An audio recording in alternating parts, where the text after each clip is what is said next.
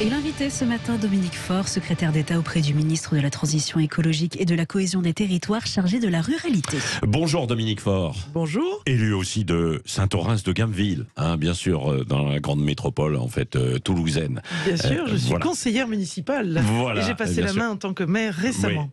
Oui. Comment va le monde rural, entre espoir d'une vie plus calme et sereine et angoisse aussi face aux difficultés notamment du moment, c'est-à-dire les transports, l'énergie, les services publics, les déserts médicaux. On va aborder ces questions ainsi que l'actualité du moment avec le congrès des maires qui s'ouvre demain notamment. Et puis vous êtes une ancienne sportive aussi de haut niveau. Tiens, j'aimerais avoir tout à l'heure votre regard sur la Coupe du Monde au Qatar notamment. Commençons par la cohésion des territoires, si vous le voulez bien, Dominique Faure. Vous parcourez la France rurale. Quelles sont les attentes et les préoccupations majeures aujourd'hui ? Effectivement, je parcours la France. Hier, j'étais en Côte d'Or, avant-hier en Allier. Je rencontre beaucoup de maires, beaucoup d'élus locaux, beaucoup d'associations. Nos habitants en ruralité rencontrent, il est vrai, de grandes difficultés. Et avec les augmentations du coût des énergies, il est évident que ces difficultés s'accentuent. Ouais. Aujourd'hui, je prends les sujets les uns après les autres. Je suis dans une posture d'écoute. Je crois qu'il faut d'abord écouter, comprendre, parce qu'on rencontre des diversités de territoire avec parfois une priorité qui est mise sur les déserts médicaux et l'absence d'accès à un médecin et qui génère de la souffrance chez nos concitoyens. Dans d'autres endroits, c'est la mobilité, pas de transport collectif, pas de train et souvent 45 minutes pour accéder aux services publics. Donc, il y a des priorités en fonction des territoires. Il y a 4 ou 5 sujets majeurs sur lesquels je travaille. J'écoute, je fais déjà de la pédagogie sur ces choses qui existent. Oui, Dominique Faure, ces sujets majeurs alors, sur lesquels vous voulez travailler en fait et axer aujourd'hui. Alors je vous disais les déserts médicaux aujourd'hui, l'absence à un médecin généraliste, la difficulté à avoir accès à un centre d'urgence. On parle de généralistes, on ne parle même pas des spécialistes qui sont encore beaucoup plus loin en fait, bien souvent. Oui, bien sûr, mais sur le sujet des spécialistes et pour rebondir, vous dire que simplement on trouve de très belles initiatives dans nos territoires. Par exemple, à Aubigny-sur-Ner, la maire est allée rencontrer un certain nombre de spécialistes qui se trouvent à 1 heure et leur proposer un bureau qu'elle avait disponible pour en faire un lieu de consultation une fois par mois. Elle prend les rendez-vous pour les spécialistes et elle n'a pas moins de 10 spécialistes qui viennent sur la commune. Donc, l'idée est de vous dire simplement qu'il y a de belles initiatives et mon rôle va être de les identifier et de tout faire et de donner les moyens qu'elles se reproduisent, ces initiatives. Pour le médecin généraliste, on va bien sûr de plus en plus donner de responsabilités aux pharmacies, aux kinés, aux infirmières dans nos territoires. Je pense que ça réjouit un peu tout le monde. Et puis on va aussi accentuer tout ce qui touche à la télémédecine, à la visio en médecine, puisqu'on va pouvoir avoir des consultations de 20 minutes où on va voir le médecin pour un premier diagnostic. Il va pouvoir avoir les constantes de ses patients à distance. Donc je vois qu'il y a des pistes, je vois que ça existe déjà aujourd'hui. Mon rôle va être de le reproduire parce que dans certains endroits, vous me le demandiez, le désert médicaux est une vraie difficulté. Oui, c'est ça. Dans d'autres, l'accès aux services publics. Et là, nos maisons France Service, pas moins de 2500 maisons France Service aujourd'hui. Tout Français a une maison France Service à moins de 20 minutes de chez lui. Il faut encore aller plus loin sur ce sujet de l'accès aux services publics d'État. Mais on a déjà franchi de belles étapes. Mon but est de le faire savoir parce que parfois, les élus locaux comme le citoyen ne le savent pas encore, mais aussi d'aller plus loin. Oui, et puis l'une des difficultés aussi, bien sûr, quand on est dans les territoires ruraux, c'est que pour se déplacer, pour aller travailler, pour un tas de choses, évidemment, on prend sa voiture et l'essence qui coûte de plus en plus cher. Et puis la transition, la voiture électrique, etc., c'est complexe, quoi. Bien sûr, même si on peut l'avoir pour des petits trajets. Quelles sont les orientations là que vous pouvez en fait donner, quoi ? Toujours pour rebondir sur la voiture électrique, on va dire que le premier frein, c'est les bornes de recharge. On va déployer en 2023 des bornes de recharge et je pense que nos concitoyens vont être étonnés. On a identifié une société qui va investir dans les territoires ruraux, pas seulement dans les territoires urbains, et donc on va pouvoir accélérer cette transition vers le véhicule électrique. Sur les coûts de carburant, on était sur 30 centimes, vous le savez, jusqu'au mois de novembre, ça baisse jusqu'à 10 centimes, mais l'idée c'est de investir l'argent public sur les plus fragiles, sur ceux qui ont le plus besoin de cette aide, et c'est-à-dire ceux qui, pour se rendre à leur travail, ont besoin de leur véhicule. Donc là, les modalités vont être définies pour 2023 dans les jours qui viennent, mais l'idée c'est d'aider nos concitoyens qui sont le plus consommateurs de kilomètres essentiellement pour se rendre à leur travail. Et il y a, et sur l'énergie et l'inflation, le coût, certains maires qui avertissent aussi, demain vous allez les voir, puisqu'il y a le congrès des maires, ils disent, nous on ne pourra pas payer les prochaines prochaine facture d'électricité. Comment vous allez pouvoir aider ces communes, qu'elles soient petites ou regroupées avec d'autres parfois? Alors, nous les avons beaucoup aidés en 2022. Je vous rappelais que c'est pas moins de 430 millions d'euros qui ont été votés cet été dans le cadre du PLF, la loi de finances rectificative. C'est pas moins d'1,5 milliard qui va être, dans ce cadre, ce filet de sécurité investi au service et au chevet de nos communes en 2023. Sur ce qui est des coûts énergétiques, aujourd'hui, ça sera, je pense, 80% de nos communes, des 36 000 communes qui vont pouvoir bénéficier du bouclier tarifaire, du tarif réglementé. Vous savez, ce tarif réglementé, il sera plus 15%. La Première ministre l'a déjà annoncé il y a quelques mois, en 2023. Et c'est ce tarif dont la plupart des communes qui ont moins de 11 agents, mais c'est 80% de nos communes qui vont pouvoir en bénéficier. Pour les autres, il y aura un surcoût au-delà de 380 euros du mégawattheure à hauteur de 50% qui sera pris en charge par l'État. Il y a un certain nombre d'actions qui sont d'ores et déjà votées pour 2023. Mais est-ce vous pensez qu'il y a une forme de chantage de certains maires qui disent on ne paiera pas nos factures sur l'énergie? C'est du chantage ou pas? Moi, je peux vous dire que 2/3 des communes sont dans une très bonne santé financière. Donc, il faut regarder la santé financière de nos communes. Le maire, en général, il est prudent. Le maire, en général, il gère et il fait souvent, je dis, le petit écureuil. Donc, effectivement, on peut craindre que certaines communes... Alors, je vous disais 2/3, donc 1/3 de communes sont ric-rac, voire en difficulté. Le gouvernement a dit clairement qu'aucune commune ne serait laissée au bord du chemin. Ça a été le cas dans le cadre de la crise sanitaire que l'on vient de subir. Dans le cadre de cette crise énergétique et avec les 3,5% d'augmentation du point d'indice, oui, quelques communes vont être en difficulté. On sera à leur côté. Et est-ce que vous les incitez aussi parfois à faire une forme de délestage, à éteindre certaines choses, l'éclairage municipal, en fait, un tas d'opérations comme ça? Parce qu'on dit cet hiver, il pourrait y avoir des coupures d'électricité qui peuvent toucher des particuliers comme des municipalités ou des entreprises. Oui, je vous disais que je vais beaucoup dans les territoires ruraux. Je peux vous dire, c'est mon premier message. C'est la sobriété énergétique dans nos territoires. Et il est vrai qu'on a encore des axes d'amélioration. Bien sûr que les maires aujourd'hui ont embarqué cette sobriété. Bien sûr qu'ils mettent en place, pour ceux que je rencontre, en tout cas, je sens une vraie sensibilité à l'économie énergétique. Veiller à ce que nos écoles soient bien éteintes, que les radiateurs soient bien éteints.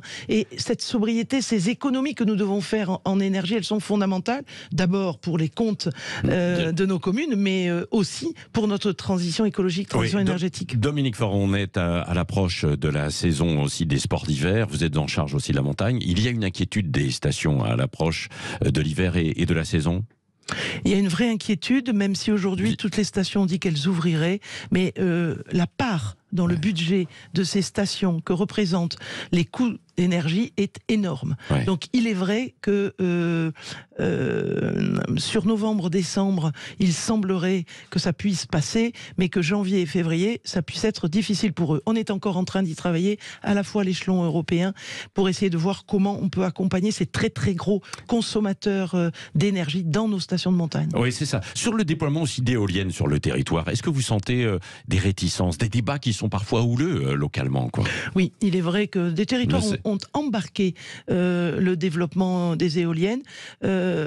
Un point tel qu'ils disent aujourd'hui trop de concentration, on ne veut pas aller plus loin. D'autres ne l'ont pas embarqué, souvent parce qu'il n'y avait pas de vent et qu'il faut un certain nombre de conditions pour que les éoliennes puissent se déployer. Je vois en fait de l'opposition, oui, dans nos territoires ruraux. Je vois aussi des habitants comme des maires qui sont conscients que la rémunération de l'implantation de ces éoliennes pour les collectivités locales leur font reconsidérer cette position. La position du gouvernement, c'est de accélérer véritablement le déploiement de l'éolien et du photovoltaïque, mais vous avez certainement vu que l'on accorde beaucoup d'intérêt à l'éolien en mer et que il nous semble qu'il est beaucoup plus acceptable et mieux accepté que dans nos territoires. Un mot aussi, environnement écologie, avec le zéro artificialisation nette, le ZAN que vous allez développer. Ça veut dire quoi? Ça veut dire qu'il y a beaucoup d'endroits où on ne pourra plus construire? Alors, il faut rappeler que la loi climat et résilience, elle fixe un objectif à 2050 qui est ce zéro artificialisation nette. Donc, beaucoup de maires ont eu peur, ont été crispés, tendus par rapport à cet objectif qui n'est qu'un objectif pour 2050. 2030, réduire de 50% l'artificialisation des sols. 50% de quoi? De ce que l'on a précédemment artificialisé. Il est vrai qu'aujourd'hui, les décrets ne permettent pas à des maires qui n'ont rien construit depuis 10 ans d'avoir un peu de visibilité alors qu'ils ont réhabilité leur centre-bourg. Et donc, il est évident qu'avec Christophe Béchu, mon ministre de tutelle, qui est ministre de la transition écologique et de la cohésion des territoires, nous travaillons sur la mise en application de ces décrets. Nous travaillons main dans la main avec les régions. La loi climat et résilience donne la main aux régions qui sont en train d'interagir avec les intercommunalités et les communes pour voir ce qu'il est raisonnable de faire. Mais je pense que tout le monde s'entend pour dire que c'est pertinent de réduire l'artificialisation un peu galopante de ces dernières années de nos sols. Oui, absolument. Dominique Faure, donc vous êtes en charge de la ruralité, de la cohésion des territoires. Il y a un débat qui va être assez animé aussi cette semaine. C'est l'interdiction, la proposition en tout cas d'Aymeric Caron sur l'interdiction de la corrida. Le gouvernement est plutôt contre cette idée. Pourquoi? Et c'est ce que vous allez défendre? Alors, je dis effectivement, je serai au banc pour défendre la position du gouvernement. Mais il faut quand même rappeler qu'on est sur un sujet qui touche à l'intime, qui touche aux sensibilités de chacun. On voit que ce sujet traverse notre société, traverse nos groupes politiques, traverse nos territoires. Donc, d'une part, le bien-être animal, et je pense que le gouvernement a démontré son attachement au bien-être animal encore par la loi que nous avons votée en 2021. Et par ailleurs, beaucoup de territoires, 56 villes aujourd'hui organisent des corridas et on est là dans un véritable attachement aux traditions ancestrales de nos territoires. Donc la position du gouvernement, c'est de ne pas interdire, de laisser la liberté et de dire que peut-être ce n'est pas le moment de débattre sur un sujet dans le cadre d'une niche parlementaire. Donc ma position sera effectivement de laisser l'état de la loi aujourd'hui, qui d'ailleurs interdit la corrida partout en France, sauf dans les 56 villes dans lesquelles, de façon discontinue, elle a été organisée. Oui, mais est-ce qu'il peut y avoir des aménagements localement, comme par exemple interdire aux mineurs ou des choses comme ça, d'être dans des corridas? Tout est ouvert, c'est l'objet du débat que nous aurons jeudi dans l'hémicycle. Simplement, je voudrais quand même rappeler que si on a 75% de la population qui indique être contre la corrida, on a quand même 75% de la population des territoires dans lesquels on pratique la corrida qui sont pour. Donc on voit bien qu'on est sur un sujet clivant. Mon objectif premier sera d'avoir un débat apaisé dans l'hémicycle. Mais oui, mais quand Aymeric Caron dit il y a une torture qui est infligée en fait aux taureaux, aux bêtes, c'est de la maltraitance animale. Qu'est-ce que vous lui répondez là? Je réponds que c'est tout l'objet du débat que nous aurons jeudi sur les bancs de l'Assemblée et j'espère que ce débat sera apaisé et effectivement il s'agit d'un combat entre un homme, le toréador, et un animal, le taureau. On est là dans la culture ancestrale, historique. Peut-être pas à armes égales quand même, quoi. C'est pas le sujet, si vous voulez bien. Le sujet, ça sera le débat pour respecter les positions des uns et des autres. Et je crois que pour ceux qui connaissent ces traditions, qui ont grandi avec ces traditions, il y a besoin de les respecter. Aymeric Caron ne connaît pas ces traditions. Il n'a pas grandi avec. Je ne sais pas et je ne me permettrai pas de vous le dire, mais en tout cas... vous pourrez lui poser la question. Par exemple. Oui, par exemple, jeudi prochain. Dominique Faure, un dernier mot. Vous êtes, je le disais aussi, une ancienne sportive de haut niveau. Comment, au tennis, comment vous regardez cette Coupe du Monde qui démarre au Qatar? Hier, vous avez vu, il y a des supporters qui ont quitté le stade avant la fin du match, des supporters du Qatar.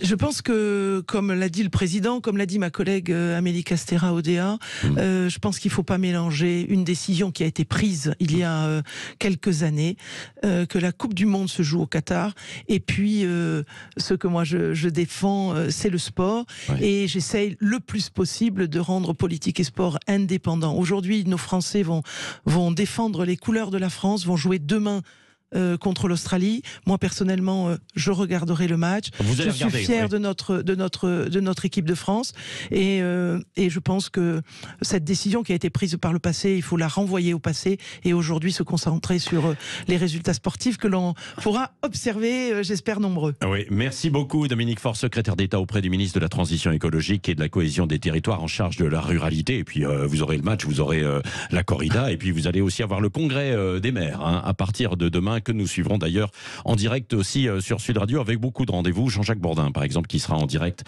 jeudi, ou encore Les Vraies Voix avec Philippe David et Cécile de Ménibus. Merci d'être venu ce matin au micro Sud Radio. Merci à vous. Dans un instant, le Grand Matin Sud Radio est de retour.